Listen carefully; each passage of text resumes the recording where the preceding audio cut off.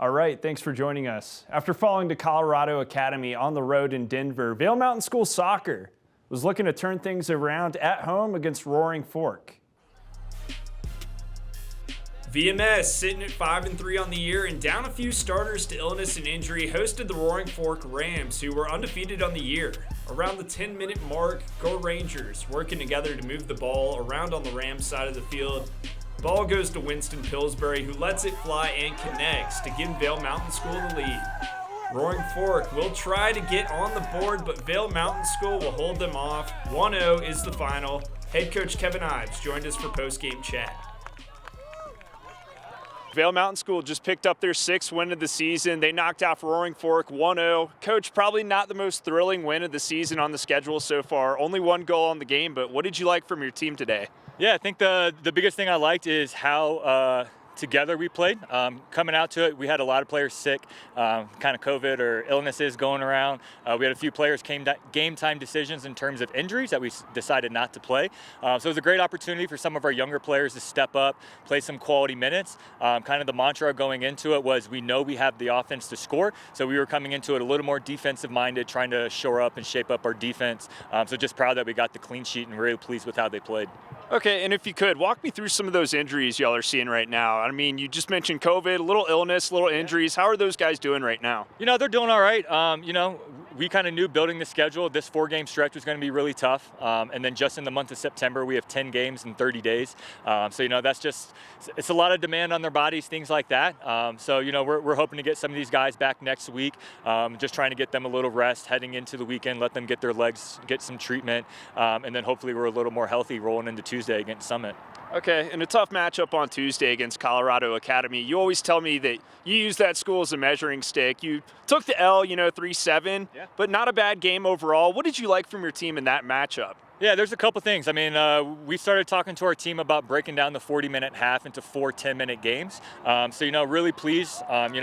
We jumped out on CA 2-0. We were up 2-1 at the half. And as they, as most state champions do in 3A, they responded, came out guns a-blazing. We weren't necessarily ready for it, and by the time we stabilized and restructured, it was a little bit too late. But again, just super pleased with how they played. I think we played 60 minutes of quality soccer and just, 20 minutes of things that we can clean up and things that we can learn and improve on. And your man right here with us behind the camera, Pillsbury, excuse me. Yeah. Only goal today on the game. What did you like from his performance overall in that first half? Yeah, I was just telling Winston as we were walking over here, just super proud of him stepping into his own as a player, starting to find his voice as a team, as a sophomore, taking more of a leadership role. And then the thing that I told him too, as players continue to develop, being able to play multiple positions, whether if that's striker, playing on the wing, dropping back into the center mid, which he did all 3 today. So just really pleased with his growth and his dedication to becoming a better player. Okay, and you got a couple days to focus, on practice before your next matchup Tuesday with Summit. They've probably not had that season that they've really been hoping for, 6-6 on the year, a lower caliber school in 3A, but they have that depth because there's more bodies at that school. What do you need to focus on entering that matchup with Summit? Yeah, I think, first thing is just focus on us. I think we have the skill to compete with really anyone in the state. So it's just shoring up things defensively, making sure we stay organized as a team. Summit, we're not taking them lightly. We play them every single year. We know what they have. They got off to a slow start, but a lot of their losses are really close games against really strong opponents. So we know that they're going to be really formidable. And it's one of our last home games for a while. So we're just looking forward to having one of our last home games, enjoying hopefully a little yellow aspens on the mountainside, and then we'll finish up the season from there. Yeah, it really starts to feel like fall. Kind of like, driving back here on 70, looks like the whole mountain's on fire when those leaves start to change colors. Really impressive sight. But my final question for you today, any of those players that were out today, you expect them to be back on Tuesday? Yeah, we're just taking it a day at a time. I think a lot of that's just going to have to go through like the training staff, things like that. We've got some more long-term injuries that we're going to kind of hopefully just manage and try to get some of these players back for our playoff push. But, kind of our mantra, we have a deep team, really strong JV program. We got a lot of boys hungry, ready to play. So kind of that old mantra, next man up. And that's kind of the expectation for us moving forward. All right, thanks, Coach. Hey, thanks, Robbie. Vail Mountain School picks up their 6th win of the season. Stick around. We'll talk to Winston Pillsbury, who scored the only goal of the game today against Roaring Fork. So we're here with Winston Pillsbury, the only guy who scored a goal today against Roaring Fork. Winston, how did it feel to kind of put the egg in the nest there in that first half? I don't really score that often, but when I do, it feels really good. Like the second it kind of crosses the line, I kind of can't really believe it. This season, for sure, it's been a goal for mine to get more goal scoring opportunities, get some assists, get some goals. And I'm seeing that. I'm pretty happy, and it's just like good team win. You know, I mean, yes, I scored, but there was a lot more time after that that we made a lot of sacrifices with our bodies. So, you know, I'm just really excited that we won that one, especially long day school. Yeah, it sounds great. And if you could break it down, kind of take yourself back to that first half, what were you kind of thinking when you finally got the rock and just kind of kicked back, punched it in? What was going through your head that kind of drive up to the goal there in the first half? So with that, I kind of got the ball, and I had a feeling the goal was somewhere close, and I liked that near post shot. A couple people were telling me for the overlap, and I was just like, let me get this one, and I got a little lucky. But yeah, super excited in that first half. Then we came out guns and blazing, and then we kind of fell off in the second half a little bit, but we held our own. A lot of defensive tackles that were really nice. Okay. Did you anticipate that your goal in the first half was going to be the only one scored today from both teams? No, not at all. I mean, last year was 4-2, 6 goals. I didn't play in that game, but so I was expecting a lot of goals this game, but it's just kind of how the game ended out. Just a lot of defensive plays and a lot of slide tackles. Just got physical, and it was good. Yeah. Okay. And you know, as Coach pointed out, you were down a couple starters today, one being your team captain, Jack Schwartz, who Sure. I can't remember if he's sick or he has an injury right now. Hip, I think. Hip injury. Okay. But did you feel like kind of their absence on the field today when you were playing at all? Yeah, I felt them. They were on the bench. They were talking. Just good leadership. So I'm young, so it was nice to hear from them. Nice to hear the comments. Nice to hear them like tell me what to do, because I can always learn. But yeah, I mean, I feel like when I knew they weren't playing, I knew what the job was, and we had to do it, and we ended up doing it. So yeah. What do you think that kind of says about the resilience of your squad? You know, to go down that handful of starters, but then come out here, show up, play a well-fought game against Roaring Fork, a good team. Yeah. We're a small school. We were the underdogs last year for sure, going into the playoffs. We're not going into the playoffs, but throughout the season. So we know what we have to do, and we have really good chemistry. You know, in the locker room, in school. Since it's a small school, I'm with classes with them, and we have players from VSSA. So yeah, I think we know what we have to do coming into the game. But yeah, it's just again another great team win. That just it got a little. We had to get dirty, but we had to do it. You know. Okay. And then you guys got a 3A school in Summit High coming here. Yeah. You know, Coach said, pointed out, they're kind of down on their luck this year, probably not playing as well as they had hoped, Yeah. but he's not counting them out. What do you guys need to do to go in there and get the job done on Tuesday? I think it's the same mindset every day, like come out here on our home. Of course, it's so beautiful, and we're all so lucky to play here. But with Summit, last year was I didn't play that one either, but it was got very physical, and they're a big team because it's a big school, and we know what we have to do. And we know we like being the underdogs, and we like that. We like going that into the game. Okay. Got anything you want to add? No, just super excited for the rest of the season, and wake up every day and just want more. Yeah. Awesome, Winston. Thank you so much. Really appreciate it. Vail Mountain School improves with 6 wins on the season. Stay tuned for next Tuesday as they take on 3A challenger Summit High. And we'll just keep the soccer highlights coming. Over in Gypsum Tuesday night, things got hot as the visiting Glenwood Springs Demons took on the Eagle Valley Devils. In Gypsum, Eagle Valley High took on Glenwood Springs on the soccer field, and Glenwood was looking to improve to 5-1 on the year, while the home team was just looking to get back to breaking even at 4-4 on the year. Late in the game, lights come on for the Devils' penalty kick. Baranbe Lopez steps over and makes himself available downfield. He'll get the pass, shoot, and it's good. Eagle Valley High improves to 4-4 on the season while visiting Glenwood Springs. Takes the bus home thinking about their second loss of the year. Ben Ruth talked with Eagle Valley's Will Gerdes after the game. We are here with Will Gerdes, who just got the assist on the game-winning goal there with, what was that, 2.5 left on the clock? Well, I think there's 4 seconds left after we scored. So, how do you feel? I'm elated, but there's a lot more work to do. I think we've had like 4 wins this season, but there's a lot more coming. Pretty hard-fought game against Glenwood. What do you guys think really kind of helped keep the fire going? Honestly, our commitment, like this was like one of the first games where everything fell into place and everyone was committed. Everyone wanted to win, and we just got after it. Tell me a little bit about that last play there. Well, the free kick is something that like me and Burnaby have been like trying to do all season, and we've been so close so many times. But as soon as I saw the clock and the position, I was like, all right, everyone move over. He's gonna score right here, and it just worked out finally. Nailed it, and it couldn't have come at a better time. Congratulations, guys, on your win. I'll let you get inside, and one more time, thanks for talking to us. Thank you so much. And for the second time this season, rival schools Vail Mountain School and Vail Christian matched up on the volleyball court. The Gore Rangers, following in the first matchup in August, were looking to steal one at home over the Saints.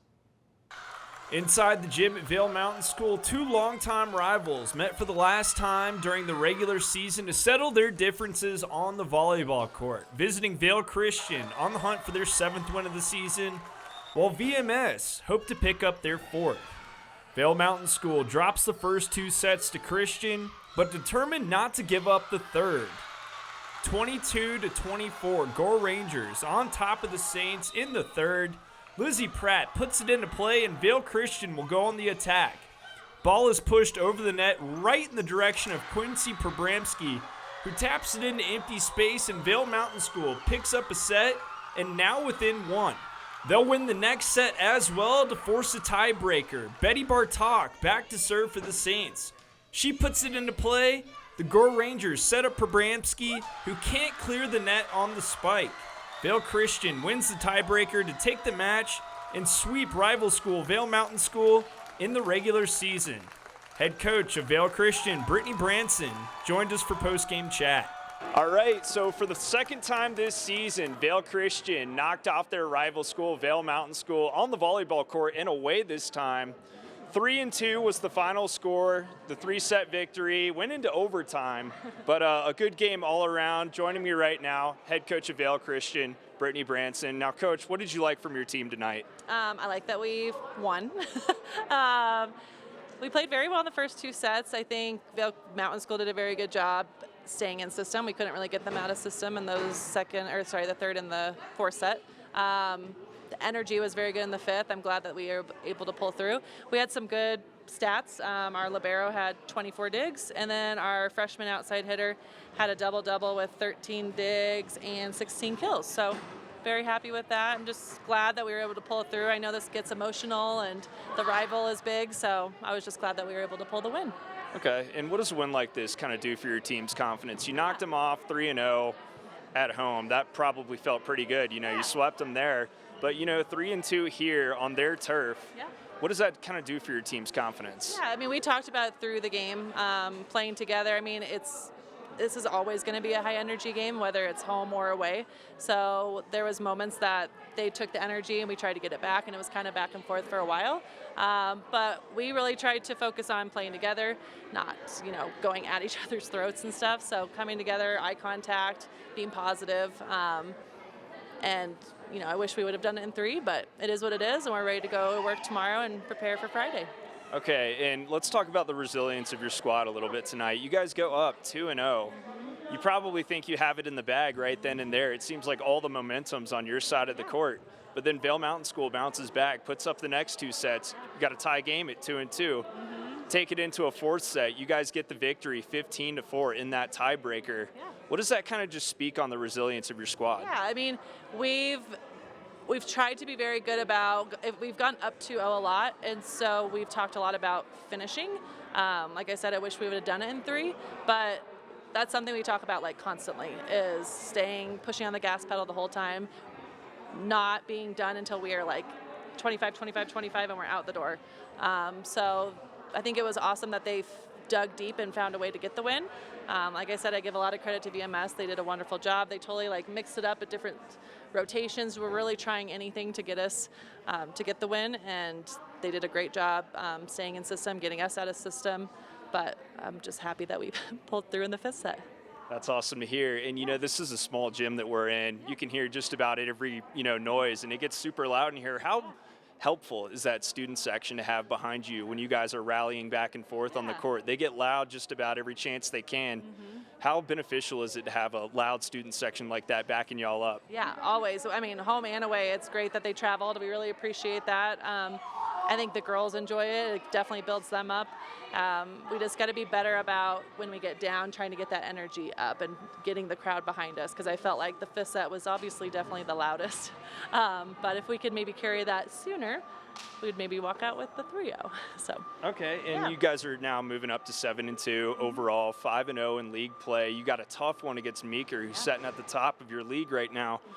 Is there anything you'd like to carry over from tonight's game into that matchup with Meeker? Yeah, I think it's going to be a tough match. They're very composed, well coached, don't make a lot of errors. So I think us being mentally tough, being disciplined, and being composed, pretty much like them. I mean, tonight I felt like the third and fourth set, we lacked that. So learning from that, I talked to them about we got to really come and work tomorrow and Thursday and prepare for Meeker. So yeah, that's what I would think we just need to take tonight, is playing together, being a little more mentally composed and disciplined. All right, got anything you want to add? No, go Saints. Go Saints, all right. Thank you. Yeah, no problem. With the win tonight, Vail Christian improves to 7-2 on the season, 5-0 in league play, and they will have a big testament of a matchup coming up later this week against Meeker, and that game will be played at home with that student section rallying behind them. Staying on the volleyball court, things got hot and gypsum Tuesday night as the visiting Glenwood Springs Demons took on the Eagle Valley Devils. Eagle Valley would get the win over Glenwood Springs, sweeping the Demons 3-0. Eagle Valley, they improved to 11-4 on the season, while Glenwood Springs, they dropped to 8-4. And just when you thought we were done talking about volleyball, a final game happened Tuesday night as Vail Mountain hosted Summit. The most popular sports program in the country just keeps building, going higher, higher, and higher in notoriety. Not only did Colorado football enter their matchup with CSU undefeated on the season, it's safe to say they have some new high-caliber fans. If you had told me Lil Wayne, Offset, and Kawhi Leonard would all be standing sideline at CU's matchup with Colorado State, I'd look you dead in the face and say no chance. Kawhi doesn't even go to his own games, but sure enough, he showed up in Boulder Saturday night. CSU on the attack early. Nicolosi looking to hit Torrey Horton, but Shiloh Sanders picks him off and turns on the Jets. Sanders will travel 80 yards to the crib, and Buffs fans, they're going to start thinking this game's going exactly as planned, but the Rams came to play. We'll see a little trick play action here from the Rams as Nicolosi passes back to Horton, who will hit the tie-it-in Holker right in the breadbasket for 6. Rams making a tie game and will eventually take the lead. Pass from Sanders to Hunter is good, but he loses the football. It's picked up by Ron Harge, who goes 40 yards on the scoop and score. Colorado State making a statement behind enemy lines early, and then came the most controversial part of the game, and perhaps the season. Sanders looking downfield, makes the pass to Hunter. Ball never gets there, and Hunter takes a big shot to the chest area by the defensive back from Boulder, Henry Blackburn. Laundry flies on the field, and Hunter heads to the hospital. We later find out his liver was lacerated, and he'll miss at least 4 weeks. But that's not all. Blackburn and his family would begin receiving death threats for his actions. But Coach Prime would later clear the air in a press conference Tuesday, saying he and Hunter forgive Blackburn for his actions. Now back to the game. Sanders, with time, late in the first, looking downfield and connects with Xavier Weaver for the 24-yard touchdown to tie the game up. Colorado in a dogfight with in-state rival CSU. After an impressive 2-minute drive to tie the game up in the fourth, we head to overtime and eventually double OT. This game went on so long I lost 2 camera batteries and had to pull out the phone, but we still got the job done. Sanders looking for options. He finds Michael Harrison for 6. They'll go for 2 and get it. CSU down 8 will try to answer on 4th down. Nicolosi passes. It's airborne and beat down in the end zone. Colorado picks up their 3rd win of the season and their 92nd Rocky Mountain Showdown victory. It wasn't pretty, but a win is a win, Coach Prime told the media after the game. We showed that we were resilient. We showed that we would fight. We showed that we had no surrender or give up in us.